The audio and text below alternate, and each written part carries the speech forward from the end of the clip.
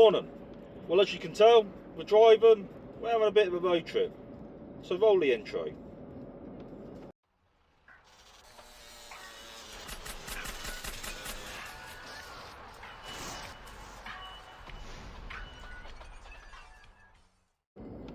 Right, so as the title may suggest, we're taking a road trip for the Peugeot partner. So, things are taking a slight twist. I sold the ZX Volcanes and now I'm expecting I'll probably release this video before some more of the work is actually completed on the Peugeot partner. However, the Peugeot partner is complete and she is on the road. But these wheels today, something a little bit special, something I've always wanted and I've never been able to track down a set. And now, if you know me, you know I love Compomotive sport wheels. So UK made, they have some beautiful designs and they're all motorsport inspired. Well, sticking with that motorsport theme, I've managed to track down a set of Peugeot Sport MO5s. So we're now on the way to pick them up, of course. Now, to be fair, I'm not actually 100% sure with the route I want to go down with the van, so I was starting to tidy it up. Obviously, you've seen the engine bay. Everyone knows the engine bay is pretty damn mint and crisp. She's got the D-turbo lump in her. They're not the sportiest of engines, but I tell you what, in that van, it goes like a little trooper. I've looked at other things, so I've now got some drilled and grooved front discs on the way, just to neaten up the brake system, new pads, stuff like that. I probably will go to the lengths of later on down the line doing a rear disc conversion, which I'll document and show you guys how to do it. But it's starting to look like I'm drawing inspiration from an old Berlingo build, which did the rounds on the forums back on the day, and now I'll drop an image of that in here now. And yeah, as you can see, it was a sporty looking little thing. The inspiration I want to draw off it, so that was a GTI 6 swapped Berlingo. Now, we all know what I'm like. I love my diesels, so I'm sticking with the XUD lump, but never say never. I'm yet to experience a GTI 6, to be honest. But yeah, I just kind of loved the sleeper look about that. So obviously it's got some sporty looking wheels on it and stuff, but you can picture in a shell that light, that goes like shit off a shovel. So that's kind of what I'm now starting to go for. Now, I'm going to leave the XUD well alone for quite a while. I've got some other XUD projects I need to get on with, and that one in the Peugeot partner needs to remain reliable. So we'll stay at about 120 brake horsepower, but in that little lightweight shell, that's more than enough. I'm having quite a bit of fun on the back roads on the way to work each day, so we can kick its head in. It's doing its job every single day of the week. We know we can depend on it and we can push it a little bit harder because it's got the 16 valve HDI rods in it. We've got that lovely screamy exhaust system on her, and yeah, all in all, she's going pretty well. So we're starting to lean towards that motorsport feel with the MO5s. Now, I don't know how much further I'm going to push that motorsport feel, because I do enjoy the van being sort of a scruffy sleeper on the outside. But never say never, we might end up tidying her up. I think the future plans for it, we will end up carpeting the rear end out. It needs to be a little bit more livable for me, and it'll help with the insulation and stuff like that. And the front cockpit, I'm going to do quite a bit of work on that with suede in it and shit like that. I've got bits on order, there's bits on the way, so we are doing little bits and pieces here and there to make it more livable daily. But yeah, welcome to the road trip. Hopefully we'll have some wheels at the end of this. I've only been speaking to the bloke online. Luckily he has held these wheels for me for the last month, so he had quite a few bites on them, and looks like he took a shine to me, and I've managed to bag them. So we're now on the way. I'll inspect them before handing my money over, and then hopefully we'll pull over on the side of the road somewhere and we'll have a little look at what I've bought. So 4 hours away, we'll time warp it, and I'll see you on the side of the road.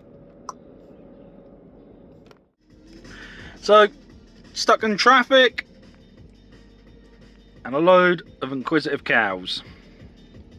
Moo! Moo! Yep. Oh, the joys. Moo! Well, now this has turned into a bit of an adventure. So, we've had some issues on the way up here. As you can see over my shoulders, we have got the wheels. But as we've gone to pull away, so in the missus BMW, of course, I'll keep pinching that recently because it's usually the more reliable vehicle. However, the X-Driver's been playing up today, and it's been playing up something chronic. On the motorway, it decided it was going to try and pull me to the right-hand side very violently. So, we packed her up, had a check over and everything. It felt more like I'd had a blowout, but couldn't see nothing wrong. All wheel bolts and everything were done up tight. So, from there, full locked it, checked everything. Everything looked all gravy. Gone to collect the wheels, and now I'll present them. We have a set of Peugeot Sport MO5s. So, yeah, pulling away, big bang. Oh dear, what could that be? Pulled over to investigate. Can't really see anything. Vehicle's drivable.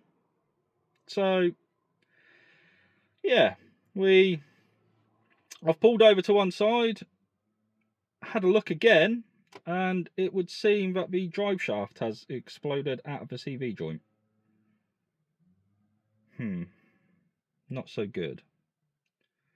So yeah, currently I am stranded on the outskirts of Manchester in a very, very posh village called Knutsford. I don't know if we can see the houses there, but I do not fit in here at all. And yeah, we're currently awaiting the RAC to come out, so turned into a right old faff, this one. Now, worryingly, I have just seen an RAC van drive past, and I bet he hasn't spotted my location, or, not my luck, he wasn't out here for me. So, just walking out to the main road to see if I can spot him and see if he's turned around, but no, he hasn't. He must be going for another breakdown. Well, that's shit luck, because that would have been in the first 5-10 minutes, but ho hum.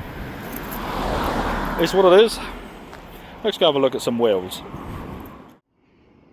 So yeah, we've got a full set of 7 Compomotive Peugeot Sport MO5s. So I've wanted a set of these for a long time. They're a genuine article as well. Got this chap's name on them. Not quite sure who he is, but I believe he does rally car prep for people. So these are ET28. Bit of a weird offset. Usually these are ET18, so I'm going to need 10mm spacers. I assume these have been used on either a 206 or a 207. However, for a van, they're going to be awesome. So yeah, there's a couple with just some light marks on. A couple have had tyres on. Apart from that, the rest look like they've been freshly powder coated. Can't complain at all. They're all straight, and I paid a good price for them. So apart from the fact I'm broken down on the side of the road, I am indeed a happy man. I'm an uncomfortable man because I also need the toilet, and I'm now scared to leave the car in case the RAC arrives. So I might have to go knock on one of these people's doors, but I don't know. Maybe it'll suck back up. So yeah, it's one of them. I've got a 2-inch grip on a 4-inch turd, so it's a bad scenario. But right, so I'm not over exaggerating when I say the CV joint on this has exploded. So it's the front passenger one. I'll quickly full lock it one way and we'll try and have a look at it. Luckily, because the missus has just had new wheels put on this, the drive shaft has not popped down onto the wheels, so the wheel is still all right at the moment. The drive shaft sort of jammed itself in between one of the arms coming off and the ball joint. So I was able to just sort of nurse it into a junction, and now we're sat here. So we'll just swing in behind the wheel for a quick little view. But this would be just about as well as how my day is going. So yeah, CV has royally shat its pants, shaft is wedged down there, suspension potentially having a bad time. Luckily hasn't hit the wheels. Well, I can report back that I managed to find a toilet and a very nice pub which served some baguettes. So I got a steak baguette and I'm now waiting for recovery on the side of the road. However, on the walk back I did spy a lovely derelict house. So I want to go have a look at it. I've never seen a derelict house like this, not with holes in the side of the wall and stuff, so slightly intrigued by it. This isn't about to become an urban exploring video. I'm just going to stand on the side of the road and appreciate it for 2 seconds, but yeah, we'll flip the camera around and I'll show you it before I drop my steak sandwich. So yeah, it quite literally looks more like something out of Stranger Things. I've never seen holes in a house like this, but I guess it's someone's renovation project, or they're going to flatten it and actually build something new on there. But yeah, there's quite literally holes in the side of the building. I'm not going to bother hopping the fence or anything like that because I do not need to get done for trespass and I'm already having a bad day. But what the fuck? What the actual fuck? I have never seen a house that derelict before. Not in the middle of what is a very, very posh area as well. Like, there's manor houses and really posh houses over there. And yeah, just thought it'd be something interesting in between looking at the usual car shit. Sweet. Well, this has turned into quite a frustrating trip now, so as you can hear, I've got, whoa, nearly dropped the phone down. As you can hear, I've got the engine running, just trying to keep some charge in my phone. I've literally been sat here now from probably 2 o'clock, and time wise we are now 6:30. So yeah, RAC, you're doing min. So yeah, small side note, anyone who takes out breakdown cover with your insurance, read the small print first. So the RAC offered with our insurance service sounded great. It's not until we've now needed it that we've had to look into the small print. Any breakdowns, they will not recover you to home unless you're within a 10-mile radius. That's mint. And then to top that one off, they won't do home starts or anything. They will only do if you're a mile from your house. So say I was at my unit, which is about 2 miles away, they'll come and start my vehicle for me. But so they won't do anything on the doorstep at home, and they'll only recover you if you're 10 miles away. So basically that breakdown service is only good for a 9-mile radius. How fucking useless is that? So yeah, I've been caught with my pants down on this one. RAC have basically had to, or they're getting me a local recovery service, which is going to cost me 550 quid to now get the Beamer home. So those wheels in the back there just got £550 more expensive, and then of course we've got the repair on the Beamer to do as well. So it's not been a good day. Well, it's been a good day. I got new wheels for the van. It's been an expensive day. But yeah, I'm not quite sure how much longer I got to sit here for. So the RAC, they did the famous old, they've taken my money for the recovery. They wanted it up front. Not really a problem, I sort of understand that.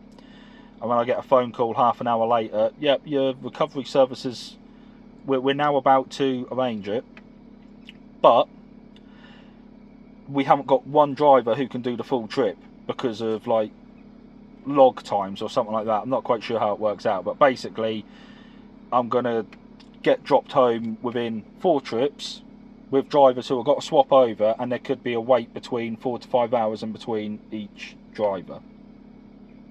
Absolute fucking horseshit service. What the fuck is that? If you'd have told me that up front, I wouldn't have given you the bloody money. But now I'm in for a penny, in for a pound. The only other option they gave me was they'll take the car, they'll put it in one of their secure impounds locally to Manchester, and then they'll give me a courtesy car to drive home in, and then they'll recover the car at a later date. But Manchester, leaving a Beamer with about a grand's worth of wheels floating in the back, and we've just put new 22s on this Beamer as well.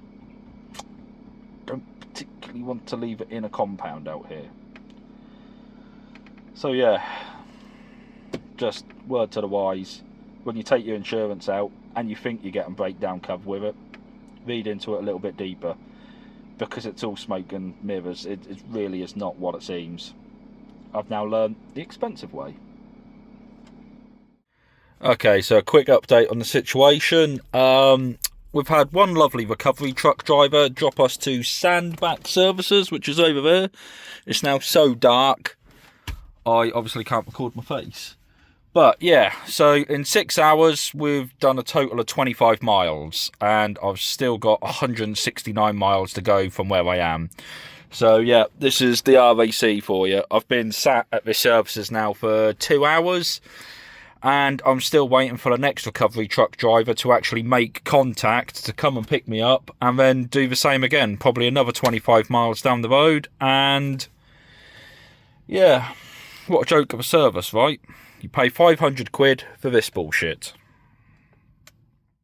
Okay, so it's 3 AM.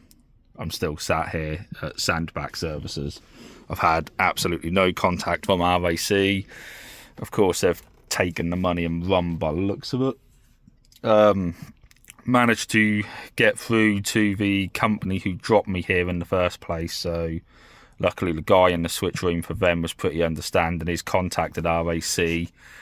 RAC have dropped some bullshit, trying to give the spiel of they will only drop me within a 10-mile radius, despite the fact that I've already paid them the £500. So apparently RAC are supposed to be contacting me. The contractor who dropped me here has contacted RAC on my behalf.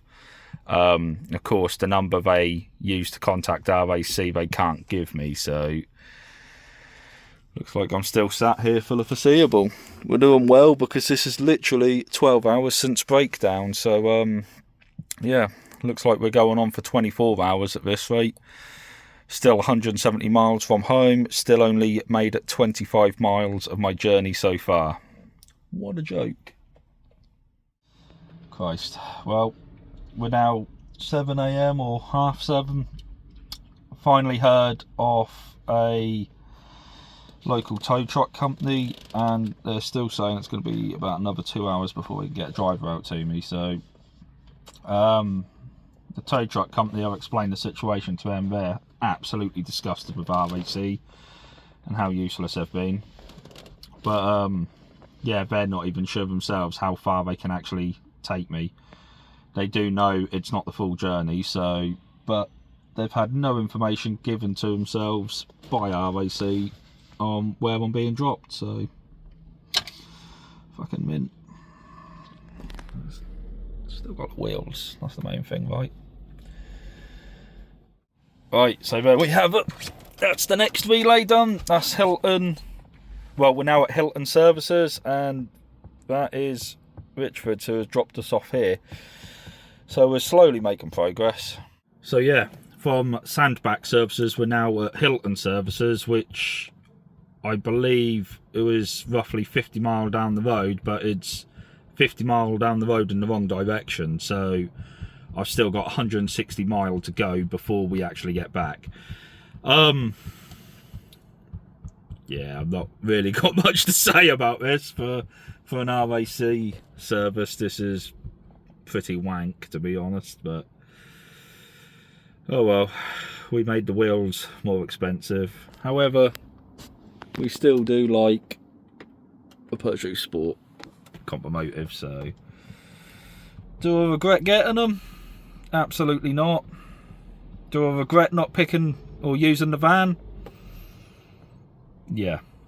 But at the end of the day, breakdowns like this happen, and to be honest, it's probably better the Beamer broke down with me driving it than it did the partner. So, yeah, it's going to be a long day. Right, so we're in the back of this guy's recovery truck, and he's left it running with me in it while he goes grabs a coffee, but the bloke is sound as.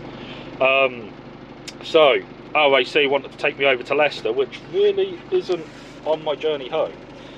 But this guy's been sound as fuck. He's going to take me to rugby services, which will keep me on the A14 going the right way back towards Norfolk. So, hopefully this doesn't fuck things up with the organisation from the RAC, even though there seems to be no organisation, so we shall see. Okay, so we're now at, I don't know how to pronounce it, Rothwell Services. And yeah, so got dropped here. I think, let's just roll down the time. Got dropped here about 12:30, so I've now got to wait until 10 to 2 before I get the next truck to drop me off. Yeah, this is, well, like a relay and baton race, isn't it? It's absolutely ridiculous. Okay, right, so after an eventful day, we are finally on the last leg of the journey. Got this nice friendly chap from Manchester. He's just picked me up from Five Ways Roundabout at Thetford. And yeah, finally getting home. So, looking at an ETA of roughly 6 PM, and that officially means this breakdown will have been 26 hours. So, yeah, we've gone from a wheels video and look at what I'm picking up for the van to, oh fuck, look how our RAC have screwed me over. But yeah, it'll be interesting. It'll certainly be a complaint coming their way. I don't see no outcome of the complaint, though, to be honest. I reckon that's just me royally screwed. £500 down the drain. Still got a repaired Beamer as well. Very expensive weekend. So, yeah. All well and good. Maybe I'll do a video of the wheels to close this off. Or not. Who knows? So, I might as well just call it that for now. Okay, so I just thought I would close this video off properly. So, in the end, I did get home at just gone 6 PM. The guy from Manchester, he picked me up from Five Ways Roundabout in Thetford and dropped me all the way back home. I think in total we ended up with about 5-6 different recovery truck drivers for that relay service. The whole thing from start to finish was like a piss up in a brewery. I've never known a system like it, to be honest. I did expect the initial call out time to be long, but I didn't expect to get dropped at Sandback Services and just basically forgotten about for 12 hours. The only way I actually managed to get hold of RAC, because I tried phoning their office and everything like that, and because it was out of hours, it was like past 6 PM, everything was closed. I was given no contact details or anything. I mentioned in that earlier clip that I managed to get hold of the recovery truck driver's firm, and I contacted through them, but basically I had to go into Sandback Services and beg and plead to see their security camera footage to be able to pull the phone number up off the side of the truck to phone their office, because nobody was giving me contact details for anything. Absolute nightmare service. Yeah, I don't really know what else to say about it. Obviously my maths wasn't mathing at the end of that, because it was 28 hours to get home, not 26. So it's just one of them. I really don't have a good word to say about the RAC service. A lot of the recovery truck drivers were absolutely sound, but the second they realised I was to do with the RAC, all of them had the same sort of mindset about the RAC and just thought they were an absolute joke. Most of the drivers absolutely mint, sympathetic and understanding.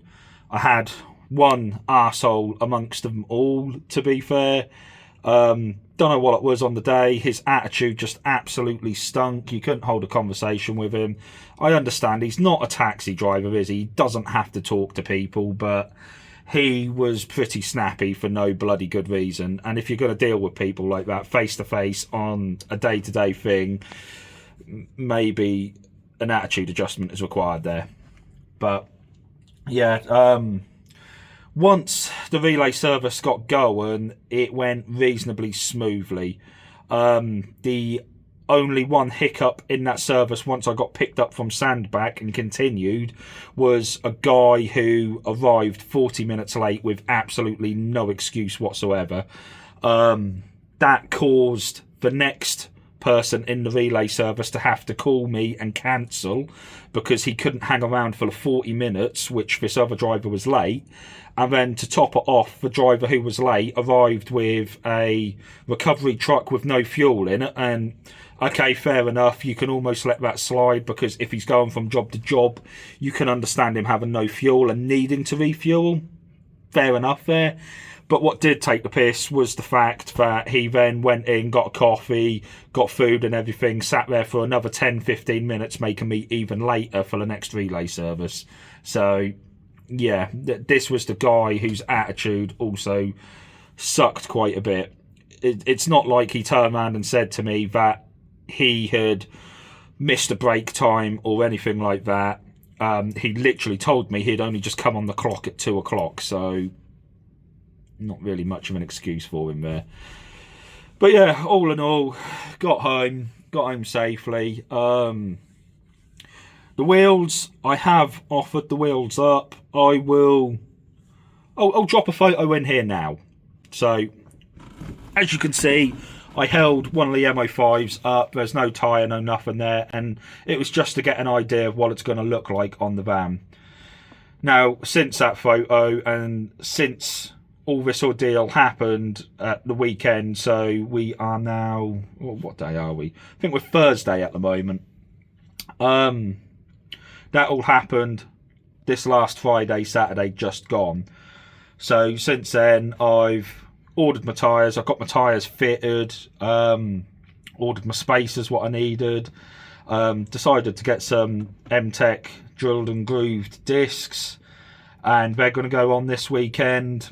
And then I couldn't decide what to do about the wheel bolt situation. The new spacers come with a set of wheel bolts, but because I needed flat seat adapters, it looks like those wheel bolts are going to be too short. So again, that old saying, in for a penny, in for a pound, I've jumped straight on to going for satchel engineering stud conversion. So we're gone straight for motorsport studs.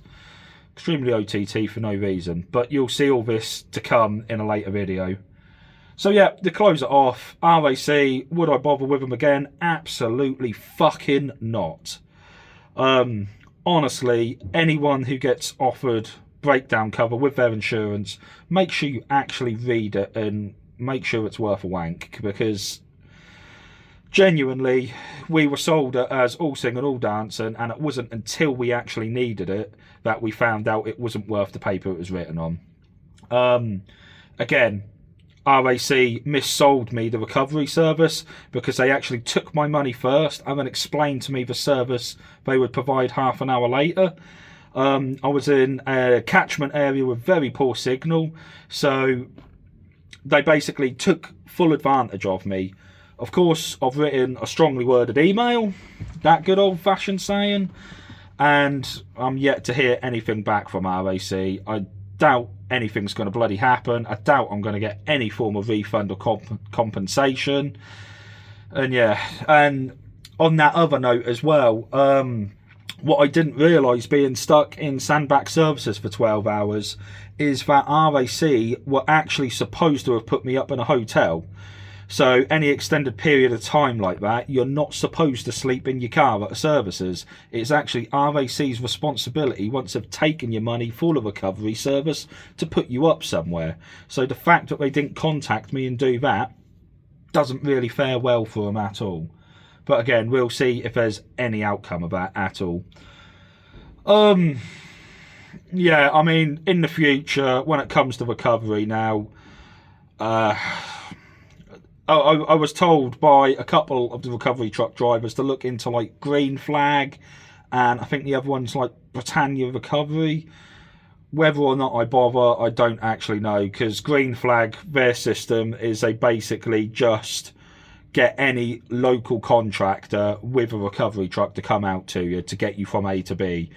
That means you could get some really awesome recovery truck drivers. That means you could literally get a ropey, pikey looking guy with a truck which is falling apart. So that's almost a roll of the dice service there.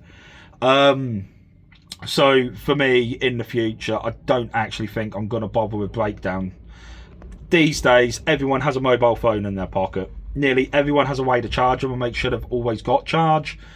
And the thing is, we've all got internet in our pockets. So the easiest way is to just Google the local recovery service and just ask them for a quote to get you from A to B to get you home. So if RAC hadn't have messed me about, had have been able to give me a refund instantly, I would have probably have done this, to be honest. So at least that way you actually keep the time down to get home as well. You don't end up on the side of the road or in transit for 28 hours to get home from Manchester. So just to put that in perspective, 28 hours to get home from Manchester when the drive up there was only 4 hours in the first place. So yeah, that really tells you and puts in perspective how much I was messed around by the RAC. Still, we've got the compromotives. We've got something new for the van. Sat in the van. We've messed up the timeline a little bit now for dropping these videos for the van. So as you can guess, it's drivable, it's on the road. We completed the D-turbo swap and I am enjoying her thoroughly. So I'm going to drop this video as the next one, and then I will get back onto the build videos, dropping them back in, and then eventually you will see the wheels on the van. But if you follow my social medias, you'll be one step ahead anyway. But as per normal, guys, thanks for watching. Give us a like and subscribe, and big apology for me actually ranting in this one. So I'm sure if you've managed to watch it to the end, you can sympathise. But yeah, see you later, guys.